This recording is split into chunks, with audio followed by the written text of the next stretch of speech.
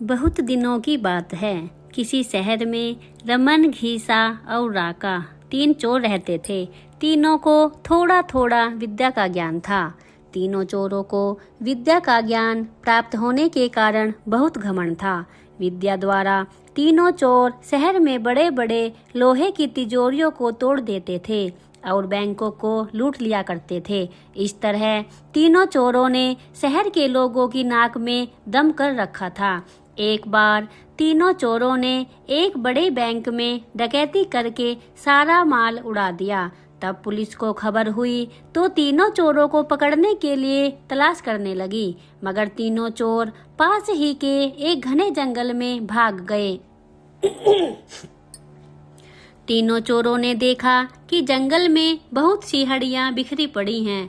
रमन ने अनुमान लगाकर कहा, ये तो शेर की हड्डियां हैं। मैं चाहूँ तो सभी हड्डियों को अपनी विद्या के ज्ञान द्वारा जोड़ सकता हूँ।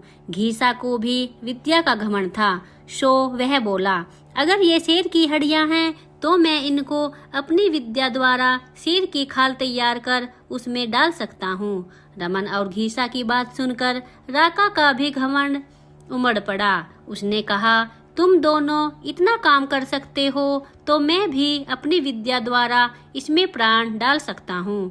तीनों चोर अपनी विद्या का प्रयोग करने लगे। कुछ देर बाद रमन ने सारी हड्डियों को जोड़ दिया और घीसा ने शेर की हूबहू जान डाल दी। थोड़ी देर में तीनों चोर सामने एक जीवित भयानक शेर को देखकर थर थर कांपने लगे, मगर शेर के पेट में तो एक दाना नहीं था। वह भूख के मारे गरजता हुआ तीनों चोरों पर हमला कर बैठा और मारकर खा गया। शेर मस्त होकर घने जंगल की ओर चल दिया। इस कहानी से हमें यही शिक्षा मिलती है कि हमें कभी भी घमंड नहीं करना चाहिए। घमंडी को हमेशा दुख का ही सामना करना पड़ता है।